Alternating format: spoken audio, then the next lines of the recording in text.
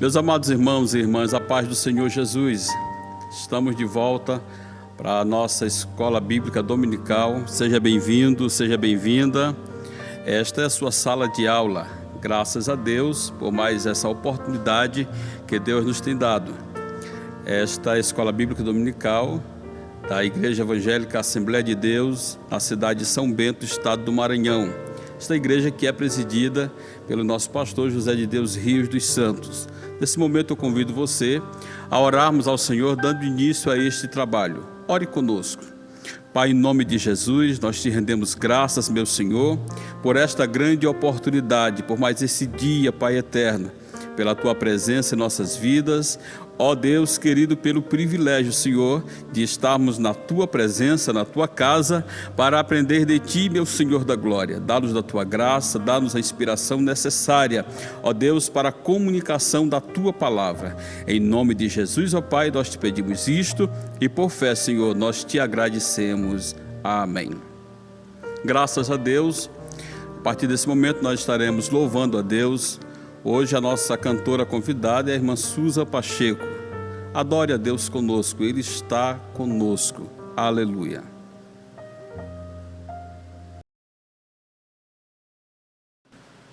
Eu quero saudar a todos com a paz do Senhor. Glória a Deus.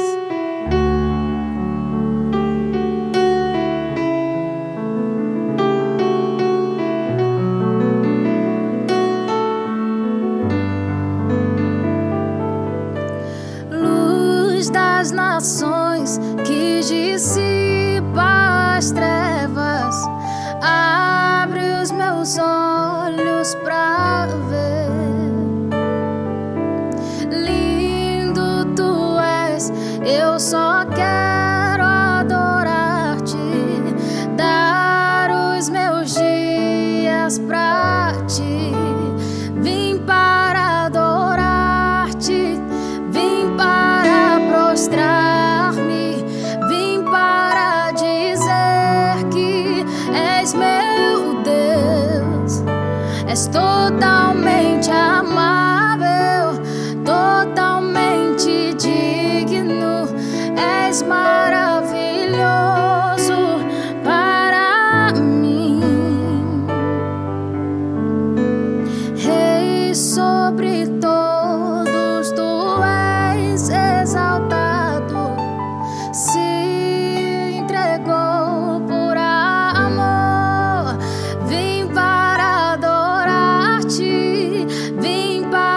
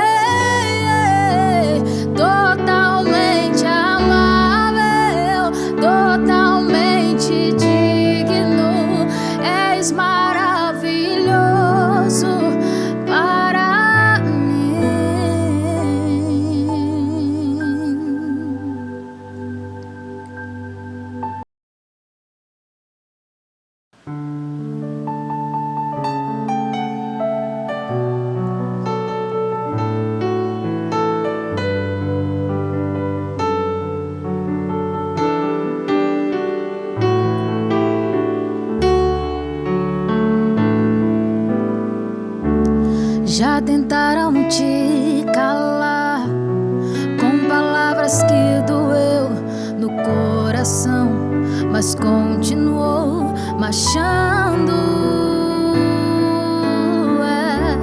Se palavras recebeu, eu sei o quanto que doeu, mas segue sempre em frente. Deus dá força pra vencer. Se a escuridão da noite atrapalha, Ele é a nossa luz pra clarear.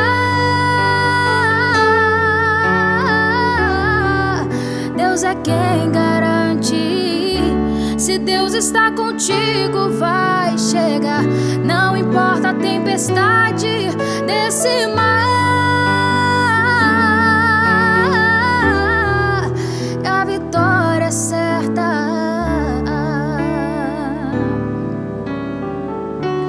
Então não há por que parar, não há motivos pra desanimar.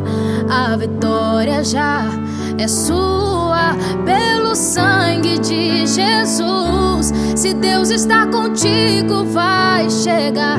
Não importa a tempestade desse mar, Deus é quem garante. Se a escuridão da noite atrapalha, Ele é a nossa luz pra clarear. A vitória é nossa. Se Deus está contigo, vai chegar. Não importa a tempestade desse mar, Deus é quem garante. Se a escuridão da noite atrapalha, Ele é a nossa luz pra clarear. A vitória é nossa.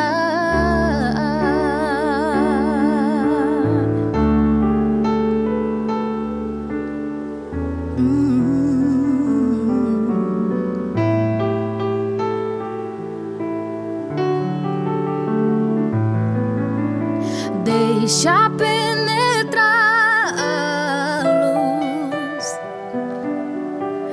deixa penetrar a luz, que a formosa luz de Deus fulgure em ti, e serás feliz assim. Deixa penetrar,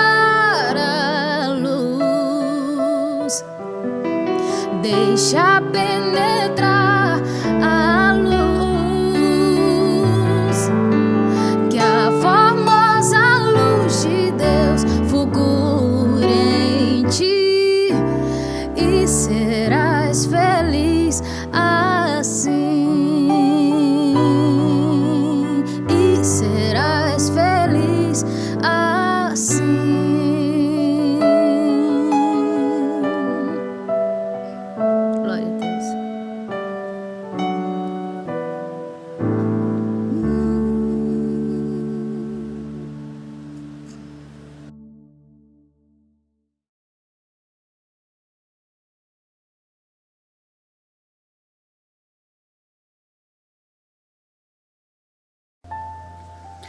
Graças a Deus, nós nesse momento estaremos dando início ao estudo da nossa lição bíblica.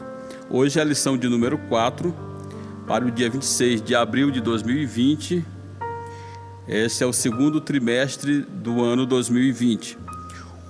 O tema da nossa lição de hoje é a iluminação espiritual do crente. Na lição passada, no domingo passado, nós estudamos sobre eleição e predestinação. E naquela oportunidade foi abordado sobre a nossa salvação, a forma como Deus já havia planejado tudo antes da fundação do mundo, ou seja, quando o mundo foi criado, tudo já estava planejado. E essa salvação nos alcançou, esse mistério que esteve oculto por muitos séculos, nos foi revelado e este perdão, essa graça se abriu para nós e fomos alcançados pela salvação. Na lição de hoje nós vamos estudar agora a iluminação espiritual do crente, ou seja, a iluminação espiritual daqueles que já foram alcançados pela salvação em Cristo Jesus. O textuário da nossa lição está na carta aos Efésios, capítulo 1, versículo 17, que diz assim: para que o Deus de nosso Senhor Jesus Cristo, o Pai da glória, vos dê em seu conhecimento o espírito de sabedoria e de revelação. Glória a Deus. Verdade prática diz: a vocação do crente inclui a herança de preciosas riquezas, conferidas aos eleitos pela grandeza do poder de Deus. Bendito seja o nome do Senhor. Grave aí essa expressão, herança de preciosas riquezas. Meus irmãos, isso é profundo, isso é lindo. Olha aí, a vocação do crente inclui a herança de preciosas riquezas. Deu para você entender? Só que não são riquezas materiais, não são riquezas corruptíveis, não são riquezas que os ladrões roubam, que os ladrões destroem, não são riquezas que a traça destrói, que a ferrugem destrói, não são riquezas que se perdem com o tempo, são riquezas espirituais. Bendito seja o nome do Senhor. Nós vamos ver isso mais na frente, no decorrer do estudo desta lição. Nós vamos estudar um pouquinho mais, vamos ver um pouquinho mais sobre essa herança que está guardada para nós. E uma coisa eu posso adiantar: a herança está garantida em Cristo Jesus aos eleitos. Então, o que eu preciso fazer para tomar posse desta herança? Só estou aqui adiantando já para você entendendo. O que eu posso fazer para tomar posse desta herança? Simplesmente permanecer fiel ao nosso Deus, servindo ao Senhor, permanecer em Cristo Jesus. Se permanecer em Cristo Jesus até o fim, você terá garantia 100% de alcançar, de tomar posse desta herança. Glória a Jesus. A leitura bíblica em classe está na carta aos Efésios, capítulo 1, versículos 15 a 23. Passemos a leitura. Pelo que ouvindo eu também a fé que entre vós há no Senhor Jesus e o vosso amor para com todos os santos, não cesso de dar graças a Deus por vós, lembrando-me de vós nas minhas orações, para que o Deus de nosso Senhor Jesus Cristo, o Pai da glória, vos dê em seu conhecimento o espírito de sabedoria e de revelação, tendo iluminado os olhos do vosso entendimento, para que saibais qual seja a esperança da sua vocação e quais as riquezas da glória da sua herança nos santos, e qual a sobreexcelente grandeza do seu poder sobre nós, os que cremos, segundo a operação da força do seu poder, que manifestou em Cristo, ressuscitando dos mortos e pondo-o à sua direita no céu, acima de todo principado e poder e potestade e domínio e de todo nome que se nomeia, não só neste século, mas também no vindouro. E sujeitou todas as coisas a seus pés, e sobre todas as coisas o constituiu como cabeça da igreja, que é o seu corpo, a plenitude daquele que cumpre tudo em todos. Glória ao nome do Senhor, nosso Deus Todo-Poderoso. O objetivo geral é esclarecer a dimensão da chamada, as riquezas da herança divina e a grandeza do poder de Deus. Esse é o nosso objetivo, esclarecer a dimensão da nossa chamada, as riquezas da herança divina e a grandeza do poder de Deus. Os objetivos específicos são primeiro, destacar a vocação e as riquezas da glória inclusas na herança divina. Segundo, salientar a grandiosidade do poder divino que opera em favor dos crentes. E por último, expressar o exemplo de exaltação em Cristo. Glória a Deus. O ponto central da nossa lição de hoje é: a herança de preciosas riquezas espirituais conferidas aos eleitos faz parte da vocação do crente. Glória ao nosso Deus Todo-Poderoso. Observe aí, a herança de preciosas riquezas espirituais conferidas aos eleitos faz parte da vocação do crente. O que é vocação? É o mesmo que chamada ou chamamento. Deus nos vocacionou, ou seja, Deus nos chamou para a salvação, nos chamou para a vida eterna. E nesse pacote, eu posso usar esse termo, nesse pacote de bênçãos está a herança de preciosas riquezas. Glória a Deus. Então, a chave da nossa lição de hoje é tratar sobre essas questões.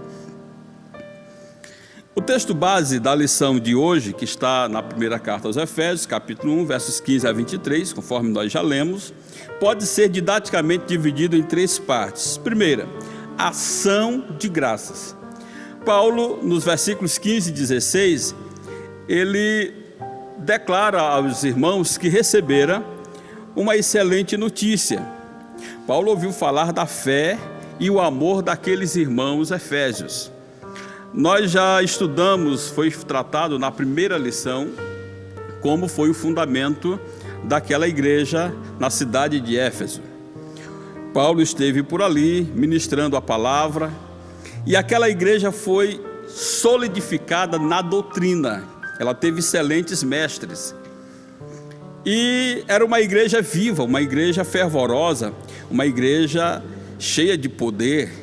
Ali Paulo operou muitos milagres, ou seja, Deus, o Senhor, através de Paulo, operou muitos milagres, inclusive os aventais de Paulo eram colocados sobre os enfermos e eles eram curados. Foi uma igreja que foi criada com muito poder de Deus, manifestação da glória de Deus através de sinais, de milagres e também ensino sistemático, ensino sadio, ensino sólido da palavra de Deus. Tanto é que nessa carta Paulo não está repreendendo a igreja, ele não trata de heresias, porque era uma igreja que estava edificada na graça de Deus. Conforme já ouvimos, já estudamos, entre outros que pastorearam aquela igreja, está o pastor Timóteo, discípulo de Paulo, está o apóstolo João, um dos maiores teólogos do Novo Testamento, dos maiores mestres do Novo Testamento. Então é uma igreja que teve grandes e excelentes ensinadores. E Paulo estava preso em Roma quando escreve esta carta, e ele recebe excelente notícia do amor e da fé daqueles irmãos. A fé, a atitude de fé no meio de uma cidade, em meio a uma cidade altamente idólatra. Para que você tenha uma ideia, a economia da cidade era movimentada pela idolatria, eu posso dizer dessa forma. Então a igreja, em meio ao peso, à pressão de tanta idolatria, de obras mágicas, de feitiçarias e outras coisas mais, de tantos pecados, a igreja conseguia se manter fiel a Deus, a igreja conseguia manter uma fé viva no Senhor Jesus Cristo e expandir o seu trabalho de amor, tanto pela obra de Deus como uns em prol dos outros. Bendito seja o nome do Senhor.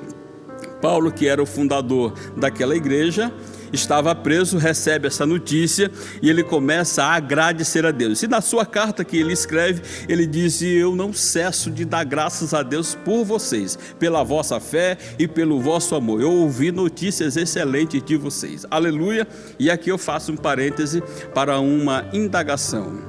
As notícias que têm circulado a seu respeito são boas? São agradáveis do ponto de vista cristão, do ponto de vista de Cristo, de Deus? As notícias que surgem a seu respeito são boas, são louváveis? Paulo estava preso e recebe excelentes notícias da igreja que estava em Éfeso. Glória ao Senhor.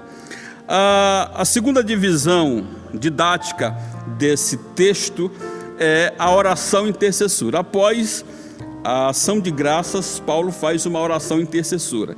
nos versículos 17 a 19, qual o teor dessa oração. Ele orava para que aquela igreja tivesse um conhecimento pleno acerca de Deus. Aí você talvez me pergunte, mas pastor, se aquela igreja foi fundada com tanto poder, se aquela igreja foi instruída, como é que Paulo está orando agora para que ela tenha o pleno conhecimento acerca de Deus? Deixa eu lhe explicar uma coisa. Deus é uma fonte inesgotável. Aleluia.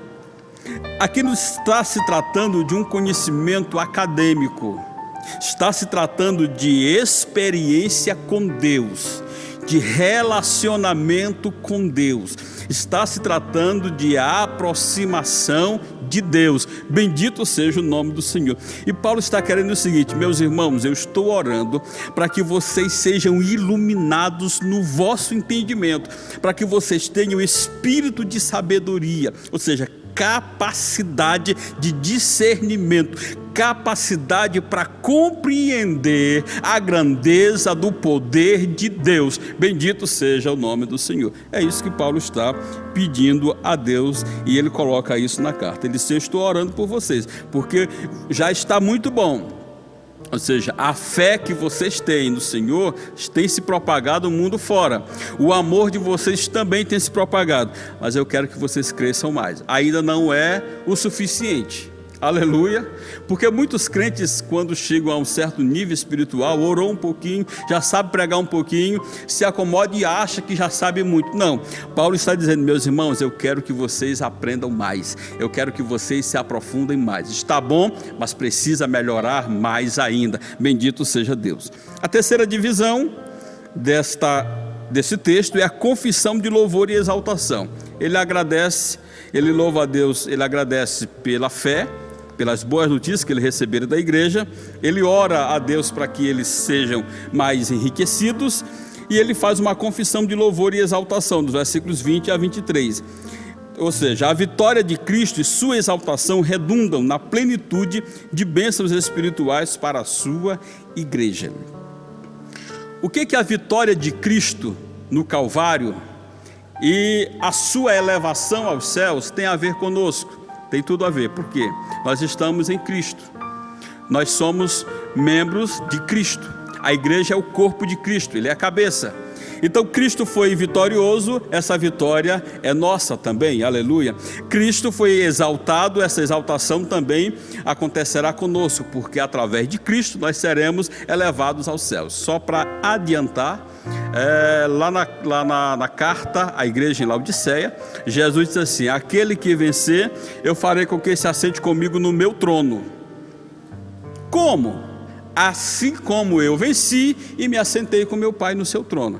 Então a exaltação de Cristo, a vitória de Cristo tem tudo a ver com a igreja. Como eu disse ainda há pouco, se você permanecer em Cristo Jesus, estas bênçãos te alcançarão, você irá desfrutar dessas riquezas espirituais. Somos exortados a louvar ao Senhor pela nossa eleição. Aleluia. Buscar a iluminação do Espírito para compreender a dimensão de nossa chamada e herança divina, bem como entender a grandeza do poder de nosso Deus. Aleluia. Vamos ao primeiro ponto da nossa lição. O primeiro ponto é a esperança da vocação e as riquezas da glória. Esperança da vocação, eu já disse e repito, a vocação é o mesmo que chamada, a chamada de Deus. Deus nos chamou. Por que você é crente? Porque Deus te chamou. Aleluia. Então preste atenção nisso aqui, Deus chamou você. A palavra igreja significa chamados para fora, vem do grego eclésia, que significa chamados para fora. Deus nos chamou para fora do sistema corrupto, do sistema pecaminoso. Nós ainda estamos no mundo físico, mas não pertencemos ao mundo pecaminoso. Nós pertencemos a Cristo. Por isso que o apóstolo Pedro diz que nós somos peregrinos e forasteiros aqui nesse mundo. E Paulo afirma que a nossa cidade está nos céus. Nós fomos chamados para morar com Cristo no céu de glória, para desfrutar dessas riquezas.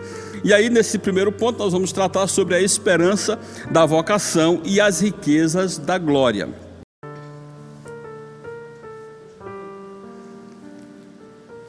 neste momento, o que você está esperando exatamente? Pense aí. Existem basicamente 2 tipos de pessoas nesse contexto. Vamos lá. Primeiro, pessoas cuja esperança se restringe apenas a esta vida e às conquistas de ordem material. Tem muita gente aí que está ansiosamente esperando o benefício do governo. Tem muita gente que está ansiosamente esperando passar essa crise mundial que nós estamos inseridos nela, não podemos fugir dela. Muita gente está esperando passar isso aí para resolver muitos problemas. Então, a esperança de muitas pessoas está restrita às questões pertinentes a esta vida, conquistas materiais. Mas existe um segundo grupo de pessoas cuja esperança vai além do natural. O apóstolo Paulo diz assim: se a nossa esperança em Cristo se restringisse somente a esta vida, nós seríamos os mais miseráveis de todos os homens. Aleluia, nossa esperança vai além do natural. E aí eu volto a perguntar: o que você está esperando nesse momento? Sua esperança está ligada a coisas materiais, ou a sua maior esperança nesse momento é Jesus voltar e te tirar desse mundo caótico, desse mundo de trevas? A qual desses 2 grupos você pertence? Ao grupo que espera somente coisas materiais, transitórias, ou ao grupo que espera coisas espirituais, sobrenaturais? Ao grupo cuja esperança está além do natural, cuja esperança vai além da terra, aleluia, além do globo terrestre. Bendito seja o nome do Senhor. Pense nisso e reflita conosco sobre essas questões.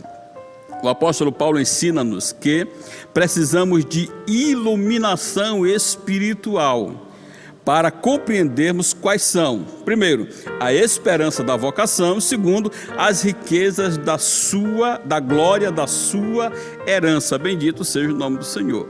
Querido, numa perspectiva puramente filosófica, científica, humana, material, você jamais irá conseguir compreender as questões espirituais. O apóstolo Paulo disse que o homem natural, ou seja, o homem que vive na dimensão natural, cuja visão é completamente humana, natural, ele jamais vai compreender as coisas de Deus, porque elas se discernem espiritualmente, numa dimensão espiritual. Então o apóstolo Paulo disse: irmãos, vocês precisam ter o coração iluminado, vocês precisam ter os olhos iluminados. Na carta à igreja em Laodiceia, Jesus diz assim: vocês precisam comprar colírio. Ele disse: eu aconselho que vocês comprem de mim colírio, entre outras coisas lá que ele cita. Ele diz: colírio, para ungir os teus olhos, para que vejas. Isso implica dizer que você não pode comprar isso no mercado negro, você não pode comprar isso no mercado paralelo, você tem que comprar do original, do fabricante, aleluia.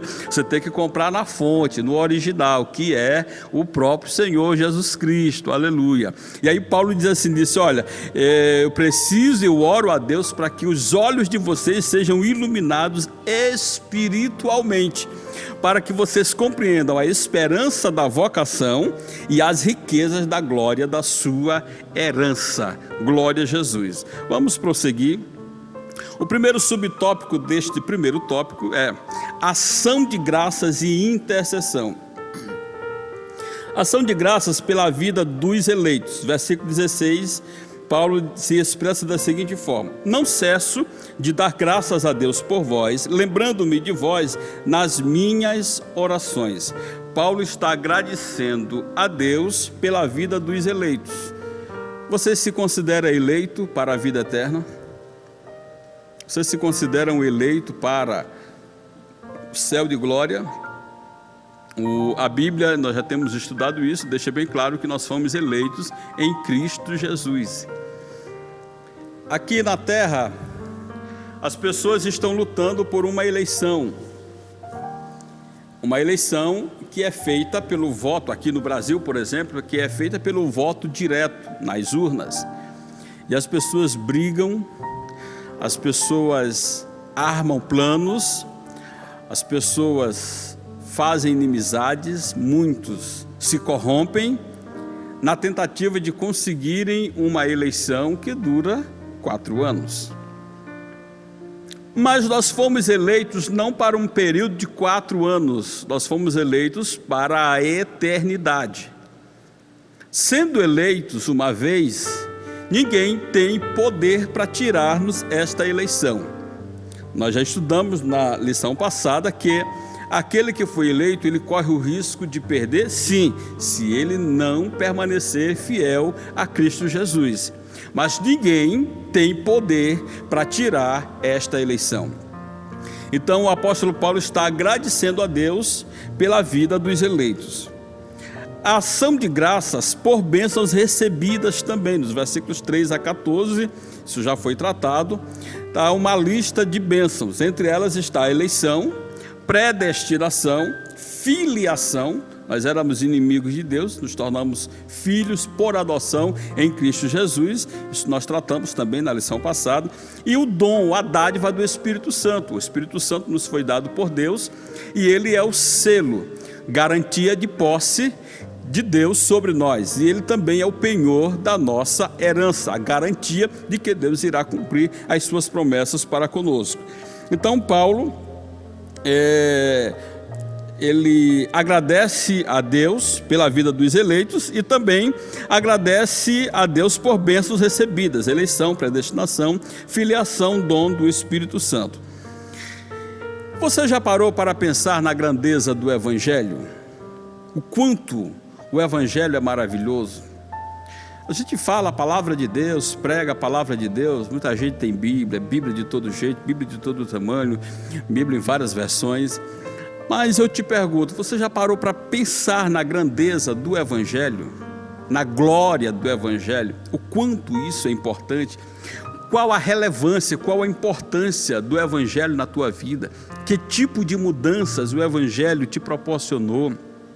Que tipo de conhecimento, que tipo de entendimento, que tipo de experiências o Evangelho já tem te proporcionado? Houve alguma mudança no teu comportamento? Houve alguma mudança na tua forma de pensar? O que esse Evangelho traz de esperança para você? Que tipo de glórias, que tipo de riquezas esse Evangelho traz para você? Esse Evangelho te apresenta? Qual o propósito da tua vida que esse Evangelho apresenta? Que perspectivas este Evangelho tem te apresentado? Pense nisso. Jamais conseguiremos perceber a glória dessas boas novas sem sermos ensinados por Deus. O apóstolo Paulo, na sua primeira carta aos Coríntios, ele diz que assim como o espírito do homem sabe as coisas concernentes ao ser humano, assim também o Espírito de Deus penetra o mais profundo da riqueza de Deus. E é esse Espírito Santo que nos comunica as riquezas, o conhecimento da ciência de Deus. Então o homem natural, de si próprio, não consegue compreender as coisas de Deus. Até porque nós estávamos distantes. Como o apóstolo diz, sem Deus no mundo, estávamos perdidos. A gente não sabia nada. Mesmo aqueles que já tinham lido a Bíblia também não sabiam nada. Mas aí o Espírito Santo nos convenceu, nos chamou, nos trouxe para cá, nos colocou nas regiões celestiais em Cristo Jesus. Aleluia, bendito seja o nome do Senhor. E agora Deus quer te ensinar. É isso que Paulo está dizendo. Irmãos, a gente precisa de Deus para aprender as coisas de Deus. Você não vai, preste atenção no que eu vou lhe dizer, você nunca vai conseguir aprender sobre as coisas de Deus, a não ser na presença de Deus, a não ser iluminado por Deus. Tanto é que se diz que a Bíblia é um livro cujo autor é Deus. O tema central da Bíblia é Jesus e o intérprete da Bíblia é o Espírito Santo.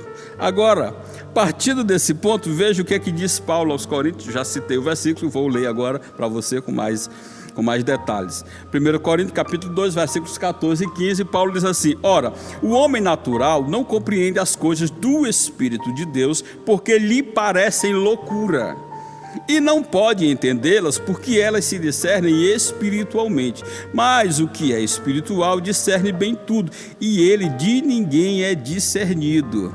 Ou seja, eu preciso do Espírito Santo para me instruir no que diz respeito às coisas espirituais. Efésios 1,17 diz assim: para que o Deus de nosso Senhor Jesus Cristo, o Pai da glória, vos dê em seu conhecimento o espírito de sabedoria e de revelação.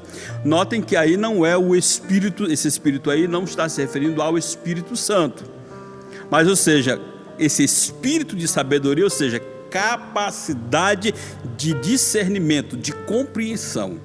É uma inteligência espiritual. E isso é produzida pelo Espírito Santo, pela graça de Deus.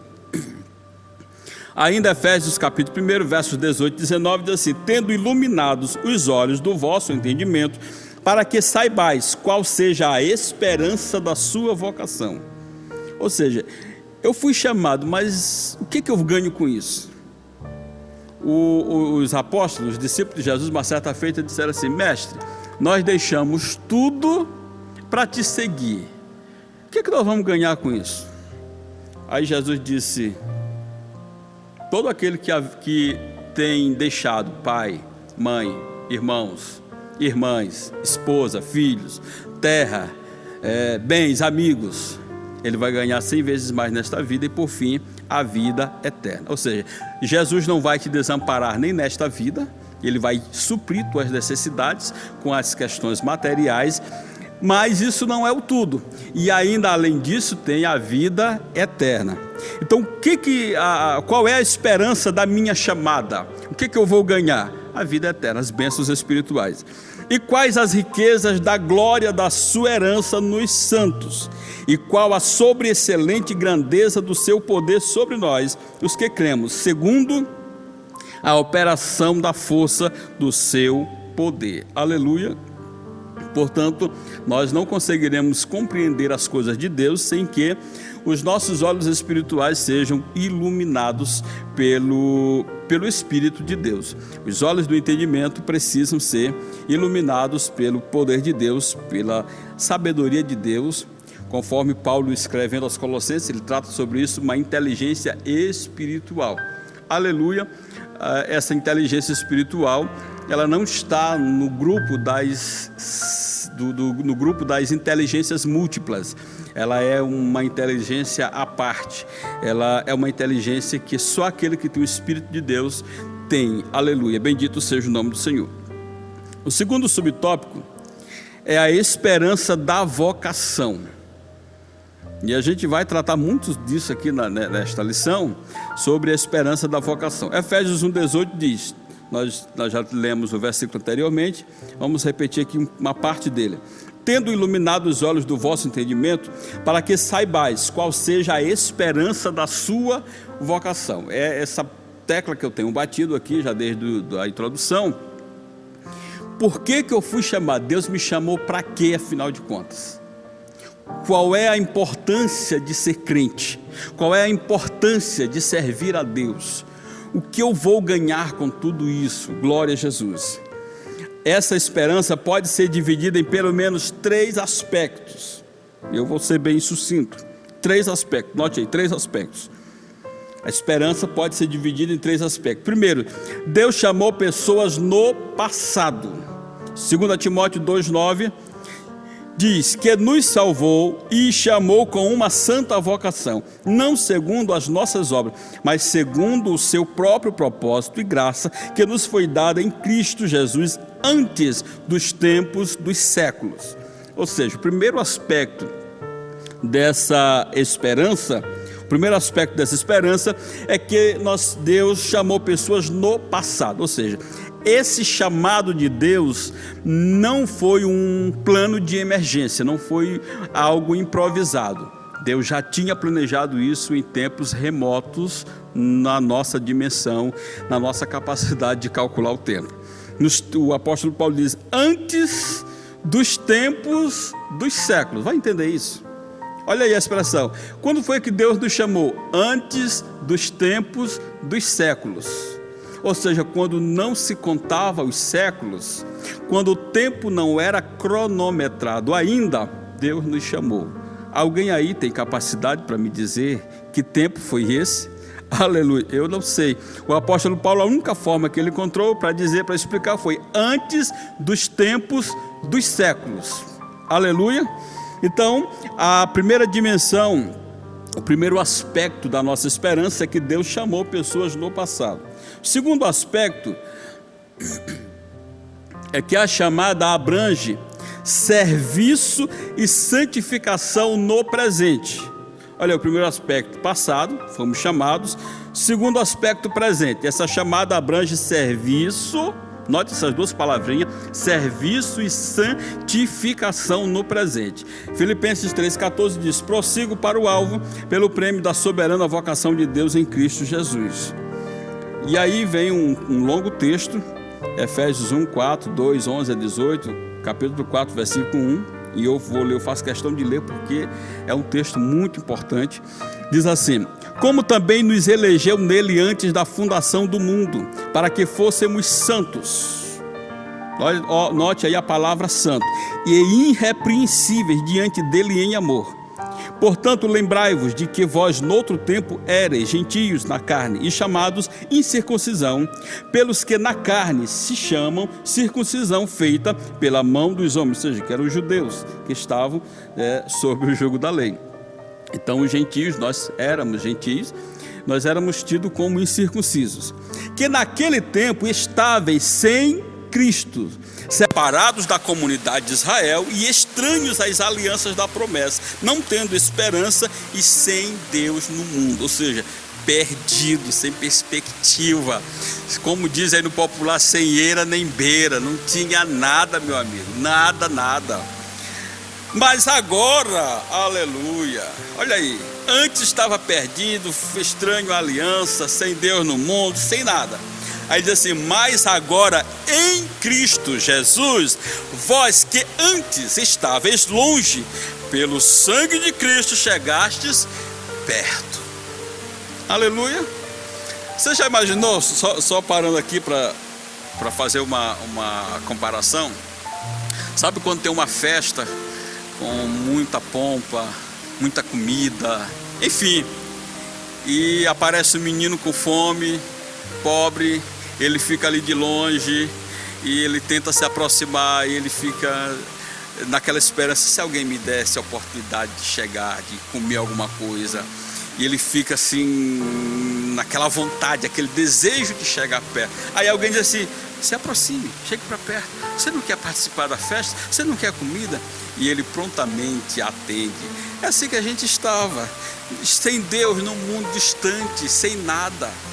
Sabe, quando Jesus se encontrou com a mulher Cirofenícia, aquela que tinha uma filha possessa por um espírito imundo, e aí disse que ela vinha gritando no meio da rua. Eu imagino a situação daquela mulher, porque a filha estava endemoniada há vários dias, o alvoroço na casa, aquela confusão toda, a mulher desesperada, e ela soube que Jesus estava na cidade, e ela veio correndo, gritando pelo meio da rua.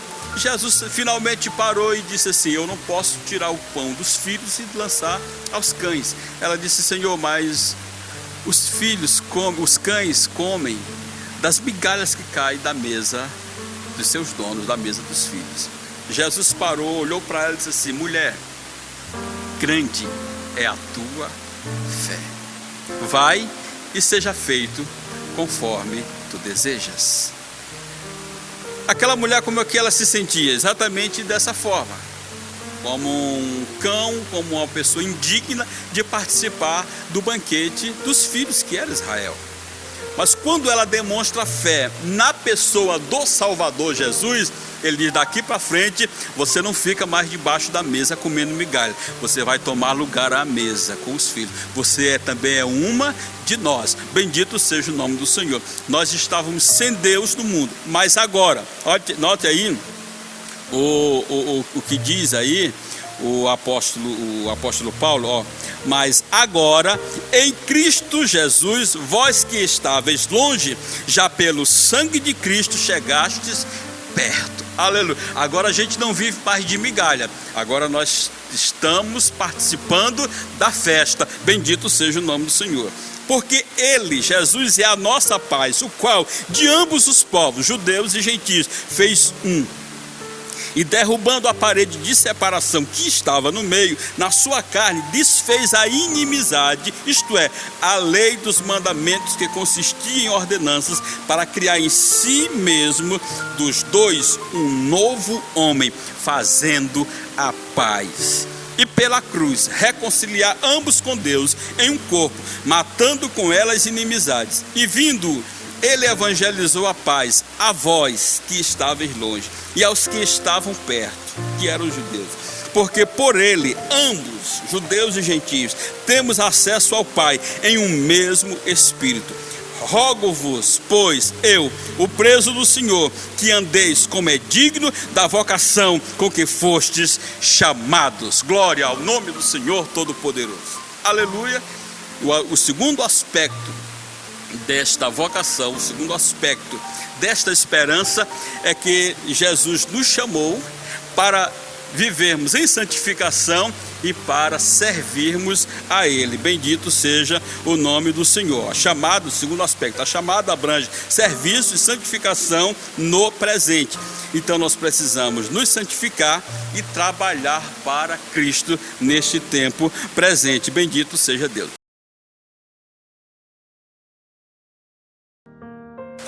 O terceiro aspecto desta esperança é a participação gloriosa no futuro.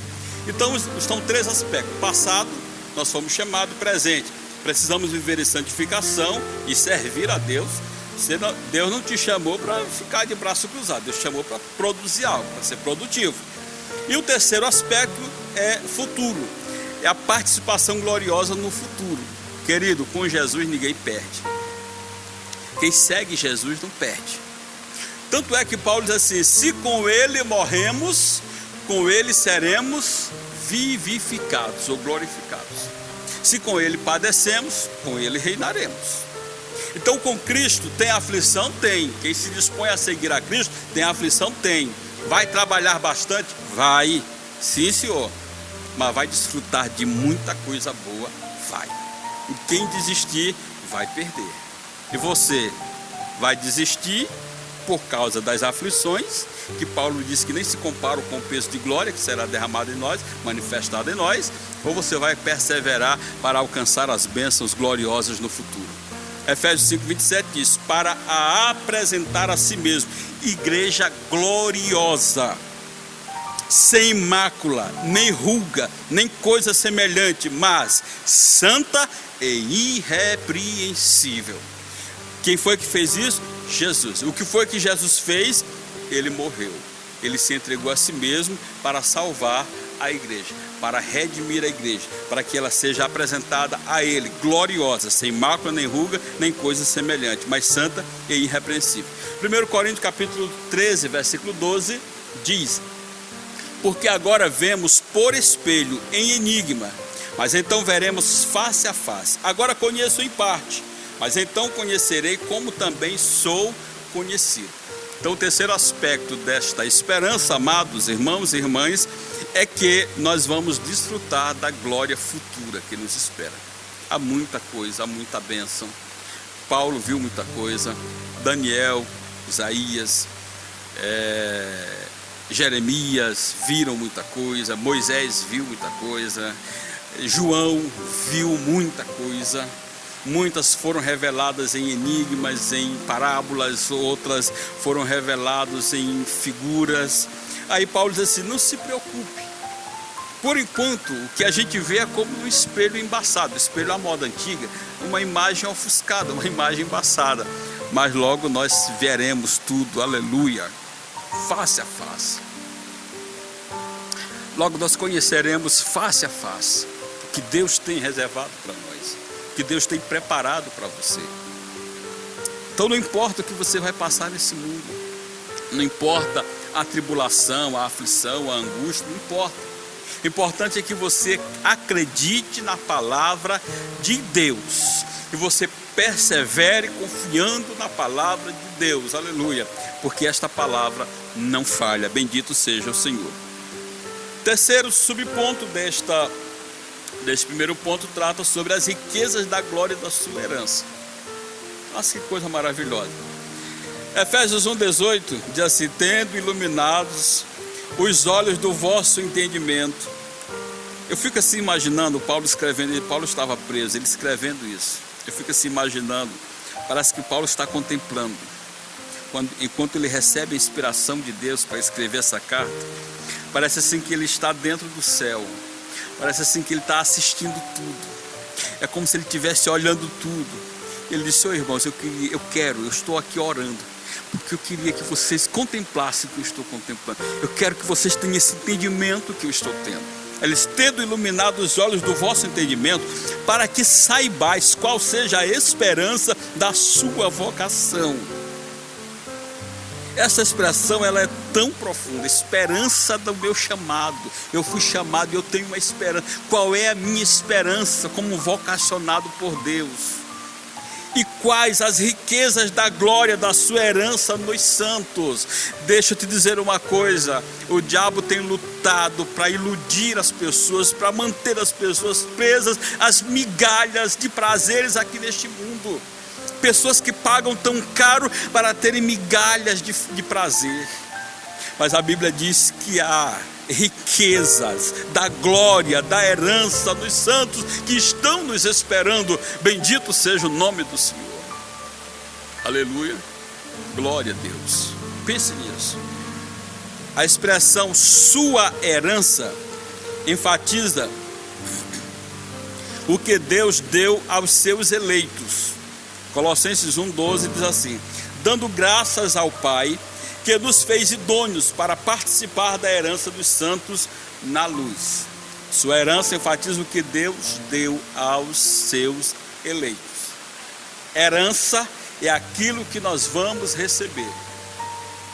Aí de repente você diz: não, mas para que alguém receba uma herança, é preciso que o testador morra, porque um testamento entra em vigor após a morte do testador. Aí a Bíblia em Hebreus capítulo 9 trata sobre isso. Diz assim: para que haja validação, para que o testamento entre em vigor, seja executado, é preciso que intervenha a morte do testador. Aí ele diz assim: e Cristo morreu. Aleluia. Por que Cristo morreu? Cristo morreu para dar validade ao testamento. O que diz nesse testamento?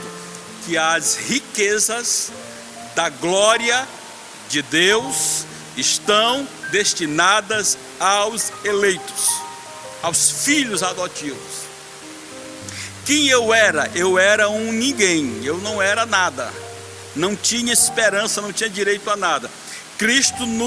Deus nos adotou em Cristo Jesus. Agora nós somos filhos.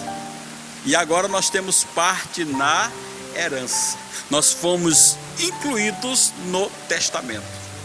Então eu posso afirmar: se você está em Cristo, teu nome está no testamento. Não te preocupa, glória a Deus. E isso não é de agora, isso é desde a fundação do mundo, antes da fundação do mundo. Já o termo riquezas refere-se às maravilhosas bênçãos que acompanham o plano da salvação, tais como perdão dos pecados, a adoção de filhos e as bênçãos que serão desfrutadas no porvir. Isso diz respeito às riquezas. Perdão dos pecados, a adoção de filhos. Bom, isso é bonito. Perdão do pecado. Quem é que poderia nos perdoar as nossas ofensas? Nós estávamos mortos nas nossas ofensas e Cristo nos perdoou e fomos adotados como filhos de Deus. Isso não tem explicação. Isso é maravilhoso. Nós somos filhos de Deus. Você é filha de Deus. Você é filho de Deus. Pense nisso.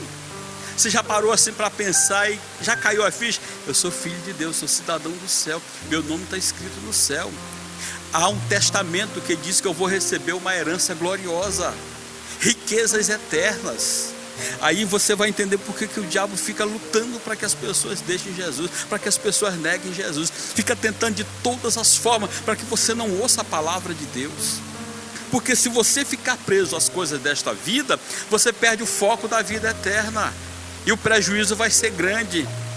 E aí as bênçãos, a terceira coisa é as bênçãos que serão desfrutadas no porvir. E essas bênçãos são incalculáveis, porque Paulo diz assim: as coisas que o olho nunca viu, jamais subiram ao coração ou ao entendimento do homem, são as que Deus tem preparado para aqueles que o amam. Veja Colossenses capítulo 1, verso 27, que diz assim: aos quais Deus quis fazer conhecer quais são as riquezas da glória deste mistério entre os gentios, que é Cristo em vós, esperança da glória. Esse é um texto muito citado na igreja. Cristo em vós, esperança da glória. Aí volta a perguntar: qual é a esperança da minha vocação? Cristo. Aleluia. Qual a esperança da tua vocação, Paulo Henrique? Cristo. Qual a esperança da tua vocação, nobre Francisco? Cristo. Ele é a nossa esperança da glória. Por que que a nossa esperança é imortal, é eterna? Porque Cristo é vencedor, Cristo é eterno. Bendito seja o nome do Senhor. Aleluia. Primeira carta de Pedro 1:4, capítulo 1, verso 4, 5 diz assim: para uma herança incorruptível, incontaminável e que não se pode murchar, guardada nos céus para vós, que mediante a fé estáis guardados na virtude de Deus para a salvação, já prestes para se revelar no último tempo. Aí você perguntaria: pastor, como é essa herança que eu vou receber? Quais as qualidades dessa herança? Ela é incorruptível, ou seja, indestrutível, ferrugem, a umidade, salitro, nada disso vai corromper. Ela é incorruptível, ela é incontaminável, ninguém vai contaminar, nem coronavírus, nem nada vai contaminar essa herança. E ela não pode murchar, ela não se desbota, ela não perde o seu vigor. E ela está guardada onde? Ela está guardada nos céus. Para quem? Para nós, que mediante a fé estamos guardados na virtude de Deus para a salvação, já prestes para se revelar no último tempo. Irmãos, esse versículo aqui, ele é bonito. Isso aqui, se a gente fosse mexer nele aqui, era muito tempo falando só desse versículo. Eu não vou entrar, mas só aqui para você ter uma noção do que tem preparado para você. Aí eu volto a dizer, é por isso que o inimigo vai fazer de tudo para a gente negar Jesus, estar despreocupado da vida espiritual e buscar outras coisas. Os santos devem louvar a Deus pela eleição e ser iluminados para conhecer a esperança do chamado e as riquezas que fazem parte de nossa herança. Sim, no dia aprazado, os fiéis estarão reunidos nas bodas do Cordeiro. Então, os salvos tomarão posse da herança. Bendito seja o nome do Senhor. Com este fragmento do texto, eu finalizo o primeiro ponto. E agora eu passo a palavra ao professor Paulo Henrique, que nos fará a explanação do segundo ponto da nossa lição. E daqui a pouco a gente volta com o terceiro ponto. O diácono Natan não pôde estar conosco hoje, e aí por esta razão eu estou trazendo aqui comentário também do primeiro ponto.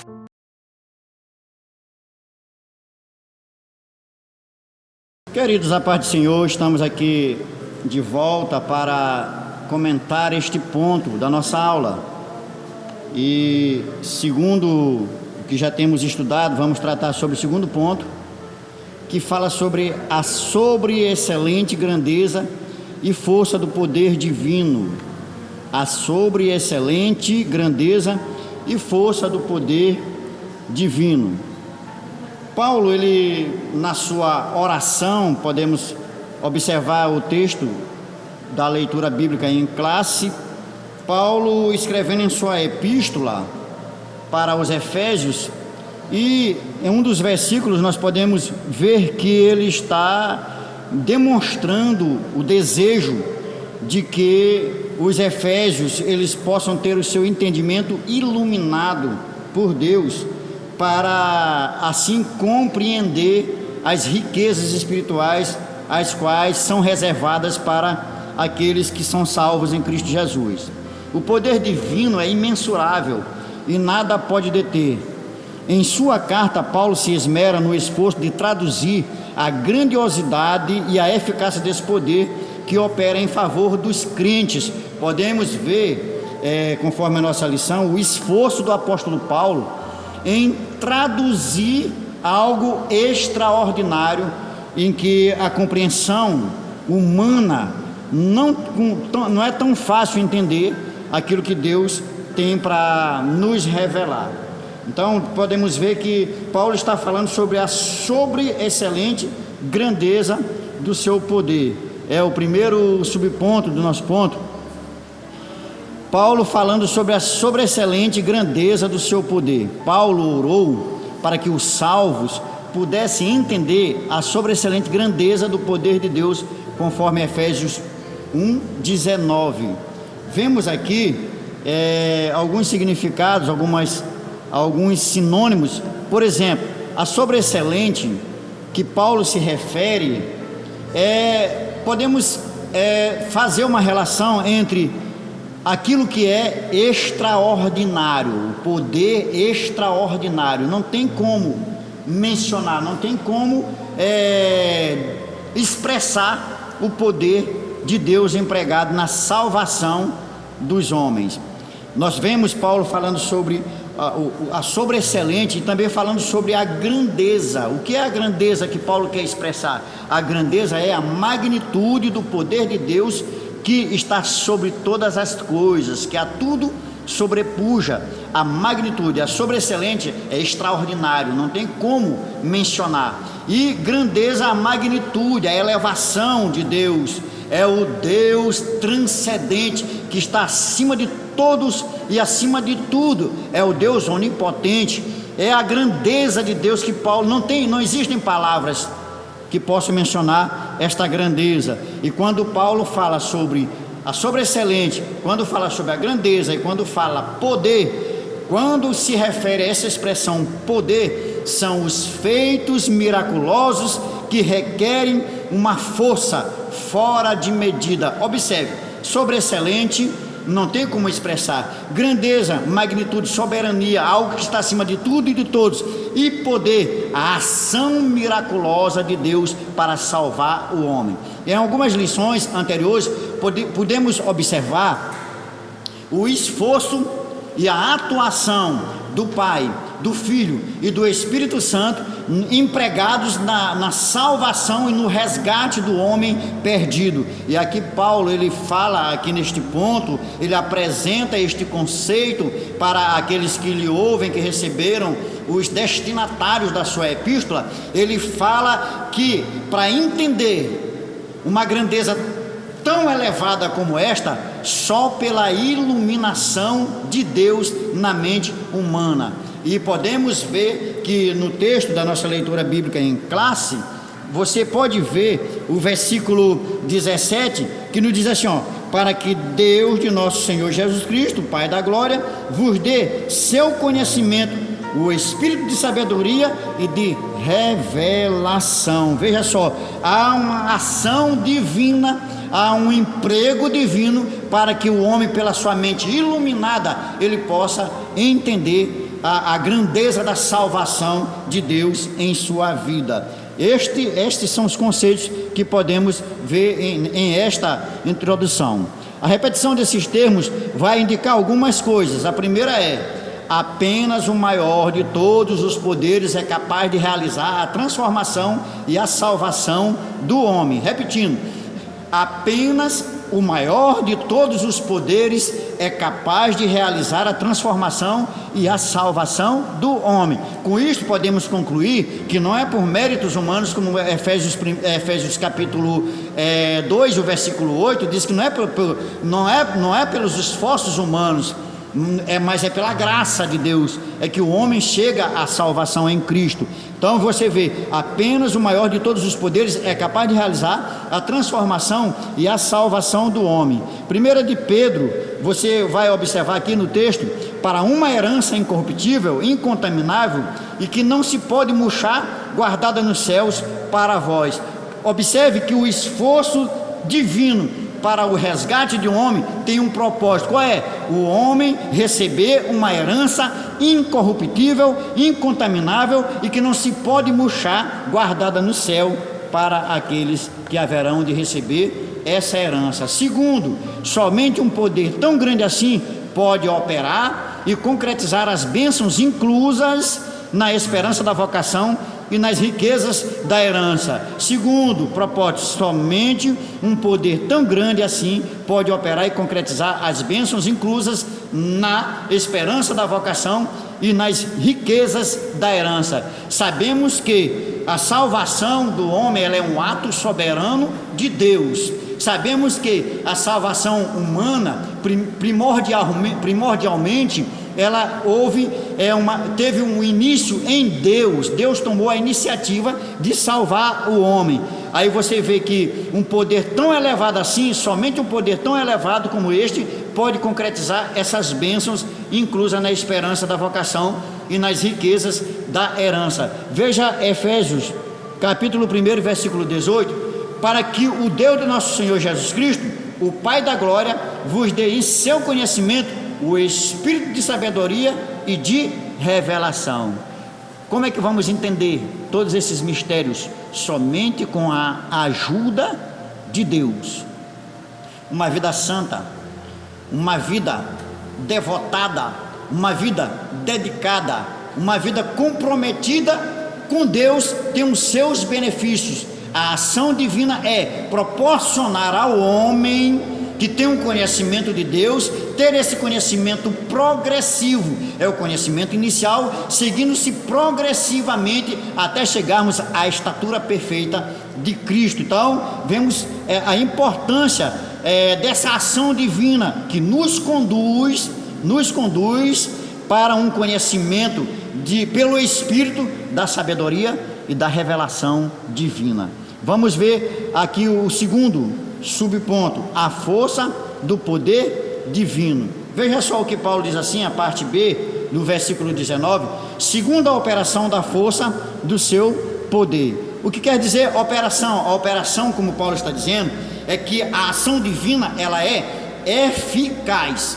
A ação de Deus não é atirar em um alvo e acertar outro, não. O alvo de Deus é exato. O alvo de Deus é perfeito. Deus atua da maneira exata, certeira. Vamos ver aqui, segundo a eficácia do seu poder, Colossenses, capítulo 1, versículo 29. E para isto também, trabalho combatendo segundo a sua eficácia, que opera em mim poderosamente. Veja só a revelação profunda. Paulo falando para a igreja de Colosso, Paulo escrevendo para uma igreja que estava na Ásia Menor, a igreja de Colosso, Paulo dizendo que a eficácia do poder que operava nele era exatamente para a salvação daqueles que eram alvo da sua evangelização. Podemos aprender neste texto aqui que a mensagem do Evangelho ela é eficaz, a mensagem do Evangelho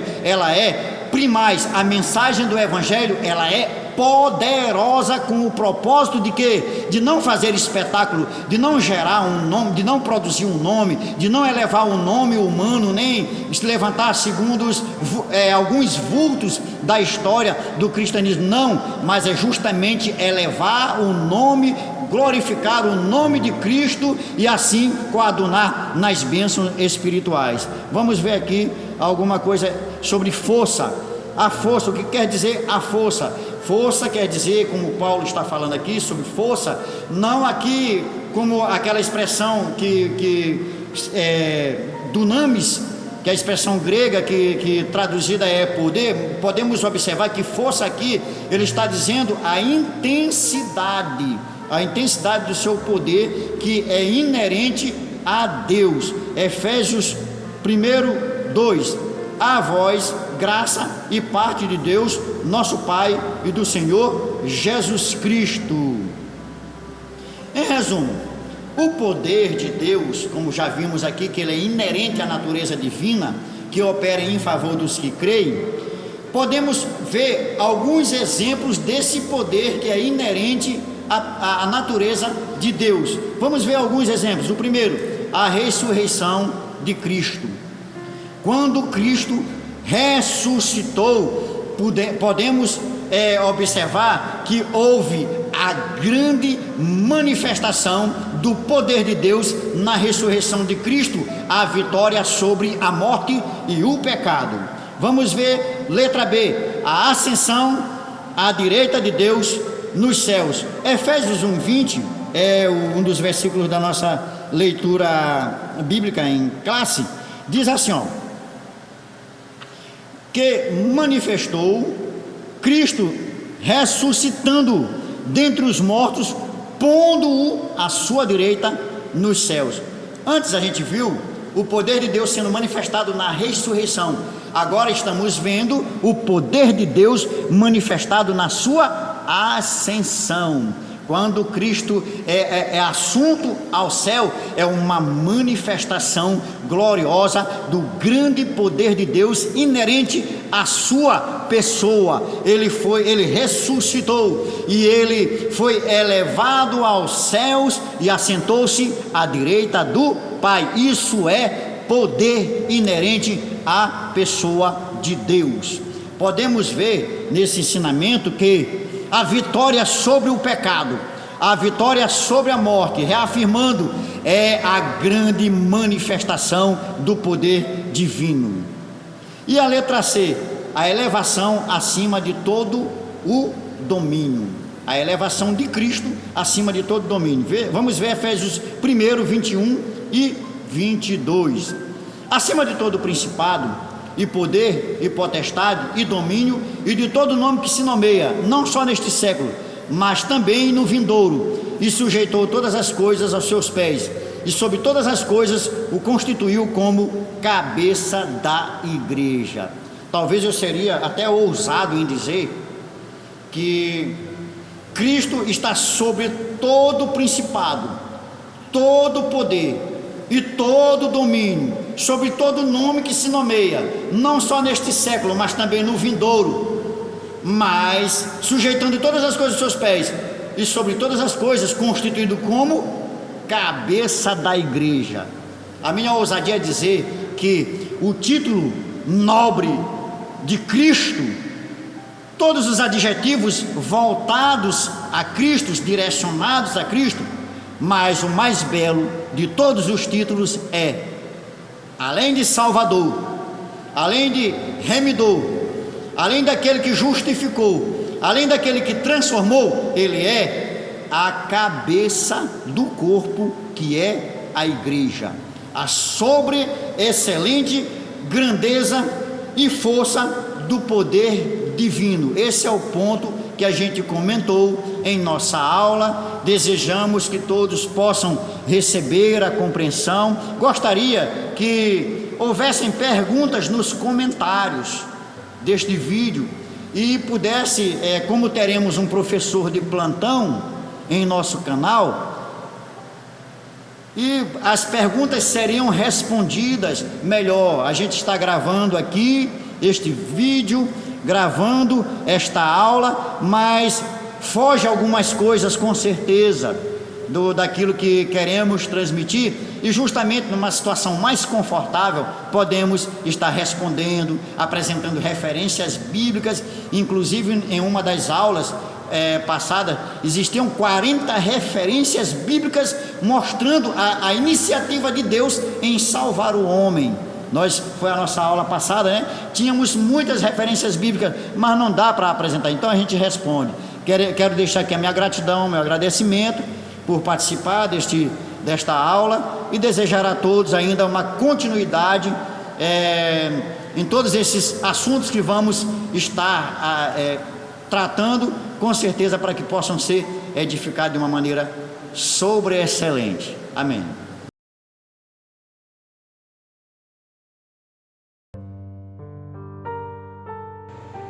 Muito bem, meus irmãos, graças a Deus pela explanação do segundo ponto da nossa lição. E nós vamos agora ao terceiro ponto, que é Cristo nosso exemplo de exaltação. Tem muita gente aí buscando exaltação, buscando nome, reconhecimento, mas a Bíblia nos apresenta um exemplo de exaltação. A pergunta seria: o que eu faço para ser exaltado? É errado eu desejar ser exaltado? Não. Dependendo do tipo de exaltação que eu estou buscando, e dependendo também da forma, o caminho que eu estou seguindo, os meios utilizados para eu alcançar essa exaltação. E aí se faria a seguinte indagação: o que fazer para ser exaltado? E aí Jesus disse assim: dentre vós, quem quiser ser o maior, seja servo de todos. Quer ser o grande? Seja pequeno. Porque o caminho da exaltação é a humilhação. Jesus disse assim: aquele que a si mesmo se humilhar será exaltado. Aquele que a si mesmo se exalta será humilhado.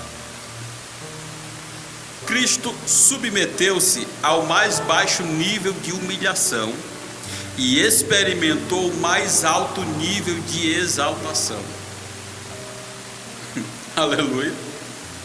Quando os apóstolos, os discípulos de Jesus, Tiago e João, conversaram com a mãe deles e pediram que ela batesse uma conversa com Jesus, conversasse com Jesus e tentasse negociar com Jesus dois lugares importantes, ou à direita ou à esquerda do trono, do reino.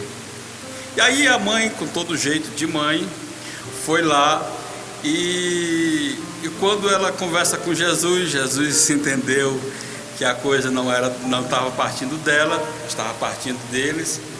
E Jesus disse: vocês estão dispostos a beber o cálice que eu estou para beber? Aí disseram: sim, Senhor, nós estamos. Ele disse: sim, o cálice que eu estou para beber, sofrimento, vocês podem beber. Agora, assentar no meu trono, isso não é problema meu, isso é meu Pai que decide. Porque a minha missão agora é morrer e obedecer ao meu Pai. Então, você quer sentar no trono com Jesus? Quer ter um lugar ao lado de Jesus no trono? Você terá. Isso não tem problema, você terá esse lugar no trono. Agora, é preciso entender o seguinte: que Jesus, para ser exaltado, se humilhou. E aí eu coloco aqui o seguinte: Cristo submeteu-se ao mais baixo nível de humilhação e experimentou o mais alto nível de exaltação. Então quem segue a Cristo precisa estar consciente de que ele tem que passar por momentos de humilhação. Ele precisa se esvaziar e se humilhar também para que seja exaltado com Cristo. Primeiro subponto diz: Cristo, as primícias dos que dormem. O poder de Deus se manifestou em Cristo ressuscitando dos mortos. Efésios 1:20. Atos 2:24 diz: ao qual Deus ressuscitou soltas as ânsias da morte, pois não era possível que fosse retido por ela. Esses textos estão dizendo que Deus ressuscitou a Jesus Cristo. Tanto esse de Efésios 1:20, que desde que Deus manifestou o seu poder em Cristo quando ressuscitou ele dos mortos. Atos 2:24, que diz que Deus soltou as prisões da morte, as ânsias da morte, e Jesus saiu da sepultura. Atos 17:31, Paulo diz que Deus tem determinado um dia em que com justiça há de julgar o mundo por meio do homem que destinou, e disso deu certeza a todos, ressuscitando dentre os mortos. Então Paulo nesse texto está dizendo aos atenienses que a ressurreição de Jesus foi uma manifestação de Deus, foi a garantia que Deus deu ao mundo que vai julgar o mundo, já que nem a morte pôde deter a Jesus, nem a morte pôde vencer Jesus, pôde prender Jesus. Isso implica dizer que Jesus vai se assentar e vai julgar o mundo, conforme nas palavras de Jó, disse: eu sei que o meu Redentor vive, e por fim se levantará sobre a terra. Glória a Jesus, esta profecia vai se cumprir. Ou seja, esses textos que estamos analisando mostram que Deus ressuscitou a Jesus de entre os mortos. Cristo está vivo. Cristo feito as primícias dos que dormem. 1 Coríntios capítulo 15, versos 20 a 22 diz: mas de fato, Cristo ressuscitou dentre os mortos e foi feito as primícias dos que dormem. Porque assim como a morte veio por um homem, tendo a ressurreição dos mortos, também a ressurreição dos mortos, veio por um homem. Porque assim como a morte veio por um homem, também a ressurreição dos mortos veio por um homem. Porque assim como todos morrem em Adão, assim também todos serão vivificados em Cristo. Glória a Deus. O que significa Cristo as primícias dos que dormem? Significa simplesmente, em termos bem claros, que Cristo foi o primeiro a ressuscitar em corpo espiritual. Corpo para nunca mais morrer. Lázaro ressuscitou, sim, mas em corpo normal, morreu depois. Filho da viúva de Naim, a filha de Jairo, e outras ressurreições que houve, tanto no Novo Testamento, quanto registrado no Antigo Testamento. Pessoas que morreram, ressuscitaram, mas tiveram uma vida normal e morreram depois. Agora, o primeiro ser que ressuscitou em corpo glorioso, em corpo espiritual, corpo para nunca mais morrer, se chama Jesus Cristo. Por isso ele foi feito as primícias dos que dormem. Quando Paulo faz essa afirmação, ele está combatendo uma heresia na igreja de Corinto, que tratava, aquela heresia ensinava de que os mortos não ressuscitam. E Paulo faz um longo discurso, faz uma exposição sobre morte e ressurreição de Jesus, mostrando que Jesus de fato estava vivo, de que pessoas, os discípulos viram Jesus, as mulheres viram Jesus, depois cerca de 500 discípulos viram Jesus, e ele diz assim: e depois ele apareceu a mim como um nascido fora de tempo, bendito seja o nome do Senhor. Então, e Paulo naqueles dias diz o seguinte: muitas dessas testemunhas que viram Jesus ressuscitado ainda vivem e estão entre nós. Então Paulo usa testemunhas vivas, testemunhas oculares vivas da ressurreição de Jesus Cristo. Paulo mostra de forma categórica que Jesus havia ressuscitado. Por quê? Qual a necessidade de mostrar isso? Quando Jesus morreu, os sacerdotes, os fariseus, pediram a Pilatos que colocasse guardas na porta do sepulcro de Jesus, porque já estava a profecia, Jesus já tinha dito: depois de 3 dias eu irei ressuscitar. E eles disseram o seguinte: olha, para evitar de que os discípulos escondam o corpo e depois saiam dizendo que ele ressuscitou, e aí vai ser pior essa última mensagem do que a primeira. E colocaram guardas, mas de fato no 3º dia que Jesus tinha morrido, no domingo, 1º dia da semana, Jesus ressuscita. Houve uma manifestação da glória de Deus, todos conhecem a história. Os soldados desmaiaram e Jesus sai do túmulo.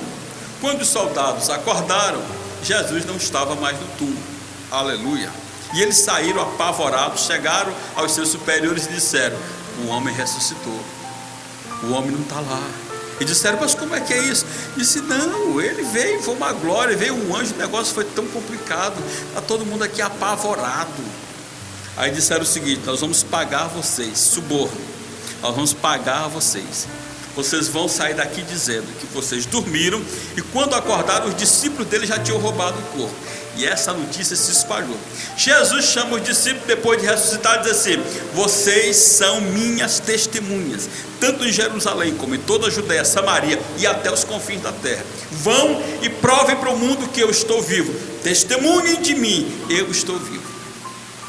Paulo, que havia recebido a informação aos pés de Gamaliel, soube agora dos fariseus que os discípulos tinham roubado o corpo de Jesus e que ele não estava vivo, e que agora aqueles crentes eram tidos como hereges e estavam divulgando a doutrina de um defunto que se dizia estar vivo, que diziam estar vivo. Paulo sai com toda a fúria para matar Jesus, para matar os discípulos de Jesus. Ele disse: quantos eu encontrar, eu vou trazer presos para que sejam julgados e executados. Naquela estrada, um fenômeno acontece, um milagre acontece. Jesus se revela a Paulo e diz: Saulo, Saulo, usando o seu nome em hebraico: Saulo, Saulo, por que tu me persegues? E ele disse: Senhor, quem és tu a quem eu persigo? Ele disse: eu sou Jesus. Aleluia. Paulo, até então conhecido apenas na Bíblia como Saulo, não teve nome mudado, simplesmente tinha um nome hebraico, outro nome grego. Até então ele tinha certeza de que Jesus tinha sido roubado do sepulcro, que Jesus não estava vivo. Mas agora Jesus disse: eu estou vivo. Eu sou Jesus a quem tu persegue. Você não está lutando contra os homens, você está lutando contra mim. Eu estou vivo, essa obra é minha, esse trabalho é meu. Esses cristãos que você está perseguindo são meus discípulos, são meus fiéis. E o que eu faço agora? Eu quero que você seja meu discípulo também. Aleluia. Senhor, tu vai te vingar de mim? Não. O meu encontro contigo não é para te destruir, não é para te matar. Eu quero você do meu lado. Você é corajoso, é valente, eu te quero do meu lado, pregando o evangelho e provando para essa gente que eu estou vivo e eu sou o Messias prometido. Bendito seja o nome do Senhor para sempre. Aí Paulo agora sai, se converte a Cristo e começa a pregar o evangelho, dizendo: ele apareceu para mim. Aleluia. Glória a Deus. Eu sou testemunha de que ele ressuscitou, porque ele apareceu para mim, ele se manifestou para mim, ele falou comigo. Tem mais, ele me levou até o terceiro céu, me levou ao paraíso, me mostrou coisas maravilhosas. Aleluia. Palavras inefáveis. Bendito seja o nome do Senhor. Eu sou testemunha de tudo isso. E vou dizer mais uma coisa, estou parafraseando os escritos de Paulo. O que eu recebi dele, eu ensinei para vocês. Porque o que eu ensino para vocês, eu não aprendi de homem nenhum, eu aprendi dele. Ele pessoalmente me ensinou, ele vive. Bendito seja o nome do Senhor. Aleluia. Então é por isso que quando ele escreve capítulo 15 da carta aos Coríntios, ele está dizendo: ele foi feito as primícias dos que dormem. Garantia de que os cristãos, aqueles que creem em Cristo, que estão mortos, irão ressuscitar, assim como Cristo ressuscitou dentre os mortos. Ou seja, o mesmo poder que se manifestou para ressuscitar Jesus dentre os mortos, vai se manifestar para nos tirar do túmulo também um dia, no dia do arrebatamento da igreja. A ressurreição de Jesus é a garantia de que seremos ressuscitados. 1 Tessalonicenses, capítulo 4, versículo 14, diz assim: porque se cremos que Jesus morreu e ressuscitou, assim também aos que em Jesus dormem, Deus os tornará a trazer com ele. O poder que ressuscitou a Cristo está disponível também aos salvos. Efésios 2,6 diz assim: e nos ressuscitou juntamente com ele e nos fez assentar nos lugares celestiais em Cristo Jesus. Os crentes vencerão a morte e se erguerão gloriosamente de seus sepulcros para reinarem com Cristo eternamente. João 5, 28 e 29, Jesus disse: não vos maravilheis disto, porque vem a hora em que todos os que estão nos sepulcros ouvirão a sua voz. A voz de quem? Do Pai. E os que fizeram bem sairão para a ressurreição da vida, os que fizeram mal para a ressurreição da condenação. Todos vão ressuscitar, uns para a vida eterna, outros para a vergonha e desprezo eterno. Eu quero estar no grupo da vida eterna.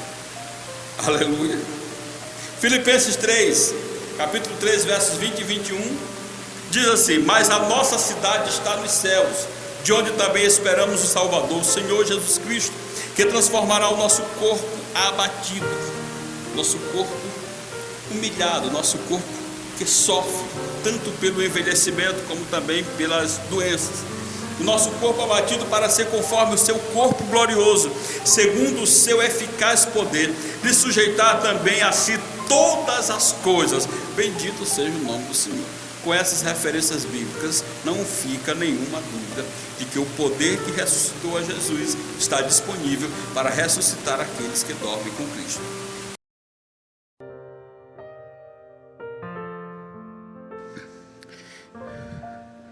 segundo subtópico do terceiro ponto fala sobre Cristo elevado à direita de Deus.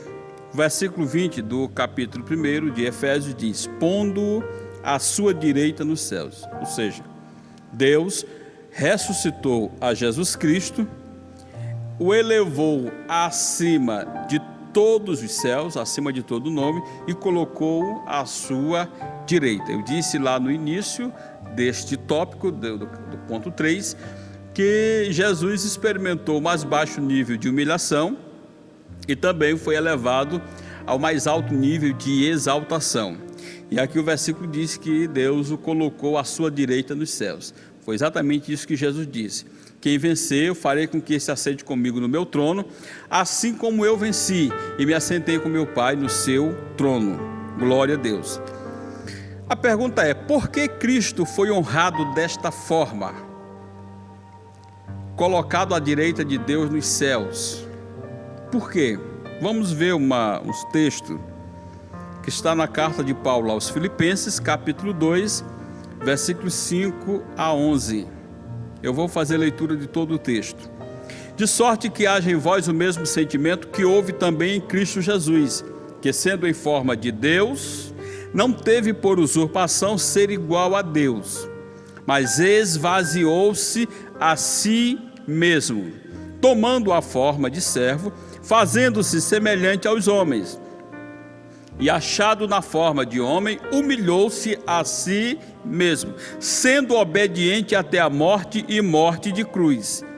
Por isso também Deus o exaltou soberanamente e lhe deu o nome que é sobre todo nome. Eu parti de uma indagação: por que Cristo foi honrado desta forma? Essa primeira parte diz que ele se esvaziou, estando na forma de Deus, ele não teve isso como usurpação, ele se esvaziou e assumiu, tomou a forma de servo, e fazendo-se semelhante aos homens. No versículo 8 diz que, sendo achado na forma de homem, ele humilhou-se a si mesmo, sendo obediente até a morte e morte de cruz. Aí vem: por que Cristo foi honrado desta forma? Porque ele foi obediente até a morte de cruz. E aí entra o versículo 9. Por isso também Deus o exaltou soberanamente e lhe deu o nome que é sobre todo o nome. Verso 10 diz: para que ao nome de Jesus se dobre todo o joelho dos que estão nos céus e na terra e debaixo da terra, dos que já estão sepultados, e toda a língua confesse que Jesus Cristo é o Senhor, para a glória de Deus Pai.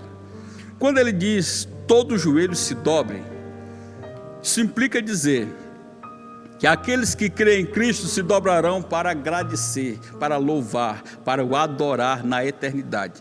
Os que não acreditam nele, que se declaram ateus, inclusive ateus ativistas, ateus confessos, vai ter que se dobrar. Você pode não acreditar, mas vai ter que se dobrar diante dele, e tua língua vai ter que dizer: ele é o Senhor, ele é o Cristo, ele é o Todo-Poderoso. Não tem escapatória. Não adianta agora falar mal de Deus, criticar Deus, tentar encontrar erro nas obras de Deus. Não adianta, porque um dia vai ter que se dobrar diante dele e vai ter que professar em alta voz que ele é o Senhor. Bendito seja o nome do Senhor para sempre.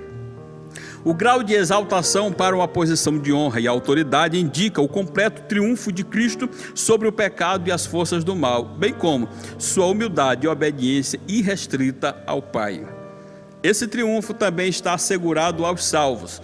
1 Coríntios capítulo 15, versos 56 e 57 dizem: ora, o aguilhão da morte é o pecado, e a força do pecado é a lei, mas graças a Deus que nos dá a vitória por nosso Senhor Jesus Cristo. Glória a Deus. O terceiro subponto deste terceiro ponto diz: Cristo exaltado sobremaneira. O poder de Deus exaltou Cristo acima de todo o principado e poder e potestade e domínio e de todo nome que se nomeia. Efésios capítulo 1, versículo 21. Significa que ele, Jesus, foi exaltado acima de toda a eminência, ou seja, toda a autoridade, do bem e do mal, e de todo título que se possa conferir nessa era e também no porvir. na carta aos Hebreus, o escritor sagrado, fazendo citação do Salmo 8, ele diz que Jesus por um pouco foi feito menor do que os anjos por causa da humilhação da sua morte. Mas logo depois ele foi exaltado sobre todo nome, sobre todo título, sobre todo principado, sobre toda potestade, sobre toda autoridade. Glória a Deus. O resultado desse triunfo traz duplo benefício para a igreja. Primeiro, Deus fez Cristo cabeça da igreja. Isso está no versículo 22 do capítulo 1 da carta aos Efésios, que diz: e sujeitou todas as coisas a seus pés, e sobre todas as coisas o constituiu como cabeça da igreja. O centro de governo da igreja. Assim como a cabeça controla todo o corpo, assim como o sistema nervoso central controla todo o corpo, todos os movimentos do corpo, assim também Cristo controla a igreja. A igreja recebe as orientações vindas de Cristo, bendito seja o nome do Senhor. E assim como no nosso corpo o cérebro não aparece, assim também na igreja Jesus não aparece.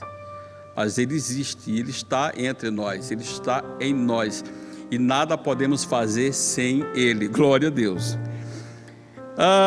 A segunda bênção é: Deus designou a igreja para ser a expressão plena de Cristo. Efésios 1:23 diz que é a igreja, que é o seu corpo, a plenitude daquele que cumpre tudo em todos. Preste atenção, meu irmão, minha irmã, a tamanha responsabilidade que temos.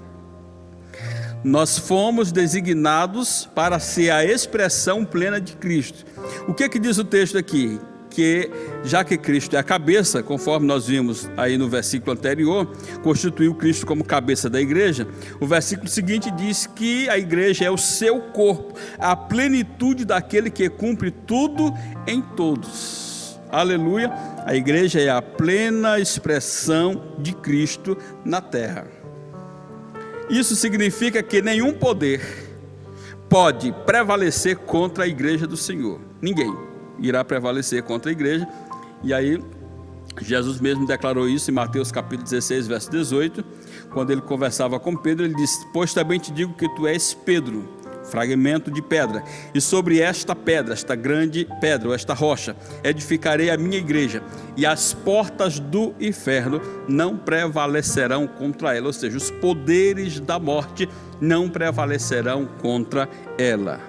Portanto, nossa esperança não está restrita às coisas pertinentes a esta vida. Temos uma esperança eterna que fundamenta-se na grandeza e força do poder de Deus. Lá no princípio eu perguntei: você tem esperança? Em que consiste a tua esperança? E eu disse que tem dois grupos de pessoas. Um grupo cuja esperança se restringe apenas a esta vida, e diz que tem um segundo grupo cuja esperança vai além daquilo que é natural. Portanto, nossa esperança não está restrita às coisas pertinentes a esta vida. Temos uma esperança eterna que fundamenta-se na grandeza e força do poder de Deus. Na expressão do apóstolo Paulo, isso é Cristo em nós, esperança da glória. Dessa feita, só precisamos seguir os passos de Jesus, pois Ele é o nosso exemplo de exaltação. Como disse o apóstolo Paulo: que haja em vós, em nós, o mesmo sentimento que houve em Cristo. Cristo Jesus, com sentimento de humildade, não teve por usurpação ser igual a Deus. E como se não bastasse Ele ter se esvaziado e ter assumido a forma de homem, Ele assumiu a forma de servo. E como se não bastasse ter tomado a forma de servo, Ele foi obediente. E como se não bastasse ser obediente, Ele foi obediente até a morte. Mas não uma morte qualquer, a morte mais humilhante daquela época, morte de cruz. Por essa razão, Deus o exaltou soberanamente. Um texto interessante está lá em Hebreus capítulo 4, que diz que nós temos um grande sumo sacerdote sobre a casa de Deus. A palavra sumo significa grande. E o escritor diz assim: temos um grande sumo sacerdote, ou seja, um grande sacerdote. Grande duas vezes. Um sacerdote incomparável. Por que ele é o grande sumo sacerdote, o grande sacerdote? É exatamente por isso, porque Ele De Deus se fez homem, de Senhor se fez servo, de rico se fez pobre, mas de servo se fez obediente, obediente até a morte e morte de cruz. Por isso, Deus o exaltou soberanamente e lhe deu o nome que está sobre todo o nome. Naquela referência lá de Filipenses. Depois desse texto que Paulo fala da exaltação de Cristo, ele se dirige à igreja e da carta diz assim: que haja em vós a mesma obediência, assim como vocês já têm obedecido na minha presença, obedeçam na minha ausência.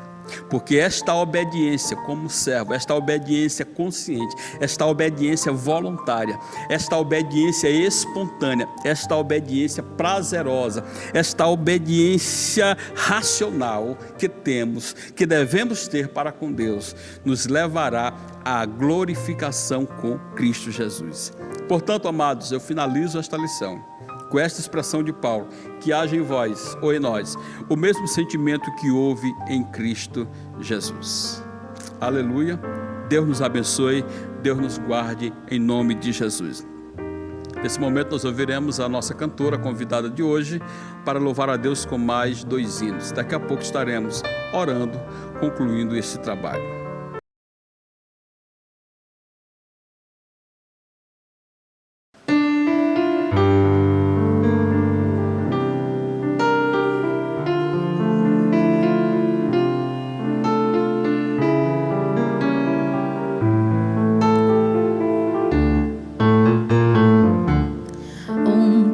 Santo que roga, que te ama, que te adora, sente saudade e te quer bem. Minha herança é você, Jerusalém. Jerusalém, Jerusalém, Jerusalém, Jerusalém. Eu te adoro, eu te amo, te quero bem. Dou minha vida por você, Jerusalém. Quando eu chegar em tuas ruas e ouvir o canto que continua, a voz suave do meu Jesus, eternamente vou viver em santa luz. Jerusalém, Jerusalém, Jerusalém, Jerusalém.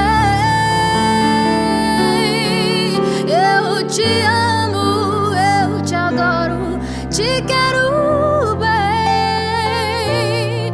Dou minha vida por você, Jerusalém, Jerusalém, Jerusalém, Jerusalém, Jerusalém. Eu te adoro, eu te amo, te quero bem. Dou minha vida por você, Jerusalém.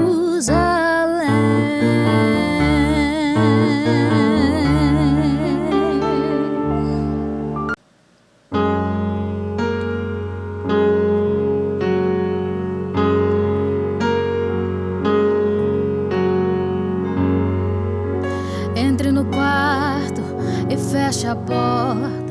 Chegou a hora de falar com Deus. Dobre os joelhos e sinta a presença que toma todo esse lugar. Sinta a glória de Deus. Sinta a glória do Pai. Não se detenha se as lágrimas rolarem e as batidas do seu coração acelerarem.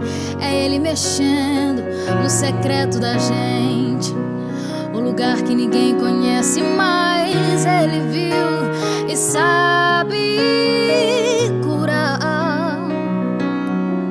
Ele viu e sabe o remédio pra curar toda ferida.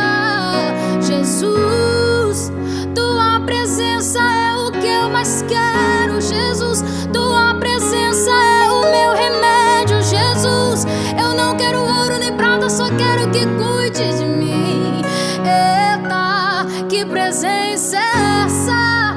Presença que mexe, confronta com tudo aqui dentro da gente, que causa arrepio na alma e a gente sente. Jesus, que eu perca dinheiro, perca amigos, só não quero perder tua presença, tua presença, tua presença, tua presença, tua presença.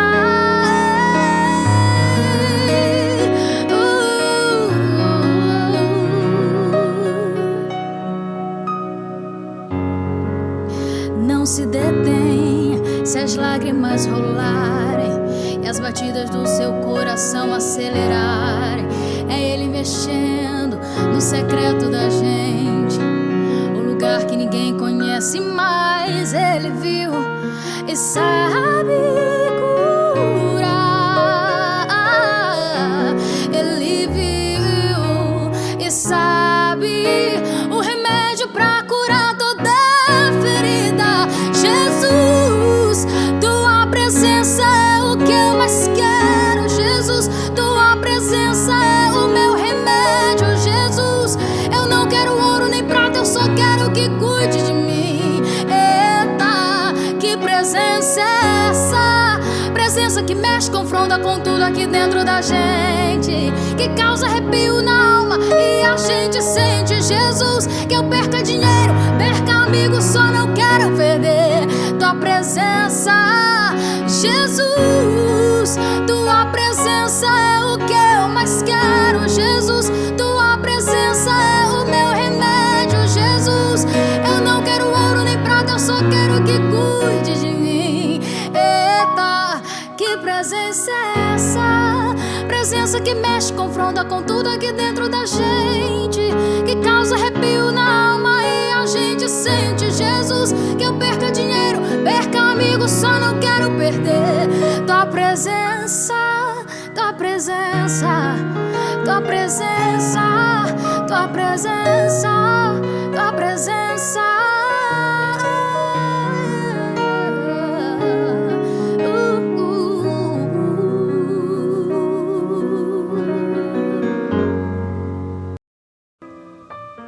Graças a Deus por tudo. Nós estamos chegando ao final da nossa escola. Só nos resta louvar a Deus por esta oportunidade, por tudo que Ele nos tem proporcionado neste momento. Glória a Deus. Nossa gratidão aos nossos irmãos que estão conosco, irmão Francisco, eu não posso deixar de agradecer, o irmão Silvério Júnior, que tem nos assistido, tem participado conosco desse trabalho. Nosso professor Paulo Henrique está conosco. Nossa gratidão ao nosso pastor presidente, pastor José de Deus Rios, pela confiança, pela liberdade que nos tem dado na execução desse trabalho. E a você que está aí conosco, e nós pedimos que divulgue esse trabalho, nos ajude na propagação da palavra de Deus. Nós vamos orar nesse momento, agradecendo ao Senhor por esta escola. Pai amado, em nome de Jesus, te damos graça por esse trabalho realizado, pela Tua palavra, Senhor, que ministramos nessa hora. Dá-nos da Tua graça cada vez mais. Ajuda-nos a Te servir, para que possamos desfrutar das riquezas da glória que nos estão reservadas antes da fundação do mundo. Despede-nos na Tua paz. Guarda-nos e livra-nos de todo mal. Isso te pedimos, e em nome de Jesus, Senhor, nós te agradecemos. A graça do Senhor Jesus Cristo, o amor de Deus nosso Pai, a consolação do Espírito Santo seja convosco, desde agora e para sempre. Amém. A paz do Senhor Jesus.